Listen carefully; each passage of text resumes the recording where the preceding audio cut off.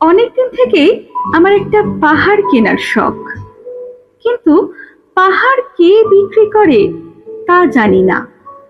যদি তার দেখা পেতাম, দামের জন্য আটকাতো না। আমার নিজস্ব একটা নদী আছে, সেটা দিয়ে দিতাম পাহাড়টার বদলে। কে না জানে পাহাড়ের চেয়ে নদীর দামই বেশি। পাহাড় স্থাণু, নদী বহমান। তবু আমি নদীর বদলে পাহাড়টাই কিনতাম, কারণ আমি ঠকতে চাই।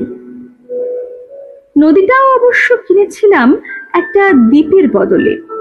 ছেলেবেলায় আমার বেশ ছোট্টখাট্ট ছিমছাম একটা দ্বীপ ছিল, সেখানে অসংখ্য প্রজাপতি।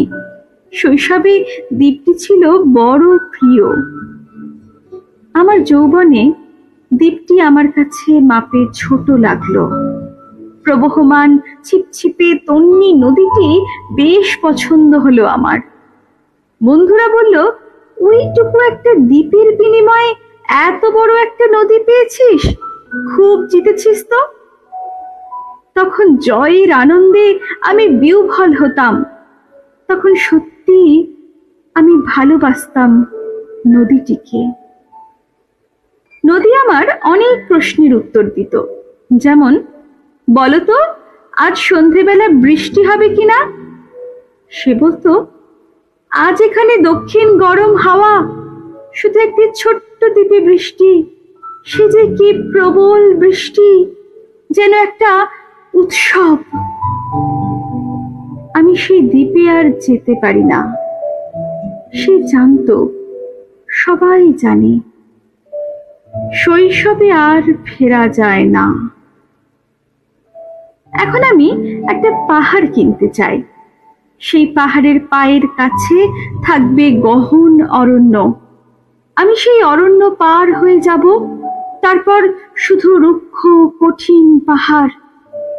একেবারে চূড়ায় মাথার খুব কাছে আকাশ, নিচে বিপুলা পৃথিবী, চরাচরে তীব্র নির্জনতা। আমার কণ্ঠস্বর সেখানে কেউ শুনতে পাবে না। আমি ঈশ্বর মানি না, তিনি আমার মাথার কাছে ঝুঁকে দাঁড়াবেন না। আমি শুধু 10 দিককে উদ্দেশ্য করে বলবো, প্রত্যেক মানুষই অহংকারী।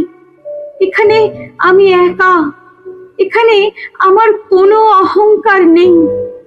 এখানে জয়ী হবার বদলে ক্ষমা চাইতেই ভালো লাগে।